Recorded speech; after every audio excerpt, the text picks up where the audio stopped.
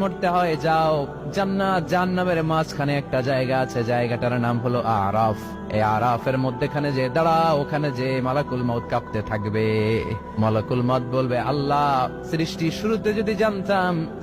শুরুতে যদি জানতাম সবাইকে মৃত্যুদান করার পরে, রূহ কবজ করার পরে আমাকেও মরতে হবে, তাহলে এই কঠিন দায়িত্বের ব্যাপারে আপনার কাছে ক্ষমা চাইতাম।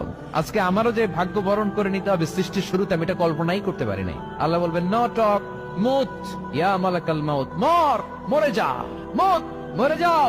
বলার সাথে সাথে মালাকুল মউত এক বিকট চিৎকার হাঁকিয়ে মরে যাবে। মালাকুল মউতের চিৎকারটা সেদিন এত ভয়ঙ্কর হবে, বিষ্ণু ঈসা ইসলাম বলেন, ওই চিৎকারের আওয়াজ যদি পৃথিবীর মানুষেরা কান দিয়ে শুনতে পেত, তাহলে কিয়ামত সংগঠিত হওয়ার জন্য আলাদা করে ইসরাফিলের সিঙ্গার প্রয়োজন হতো না।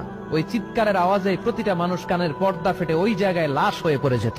এবার ডানে বায়ে সামনে পেছনে উপরে নিচে কেউ নাই, একজন ছাড়া। জোরে বলতে হবে, তিনি কে?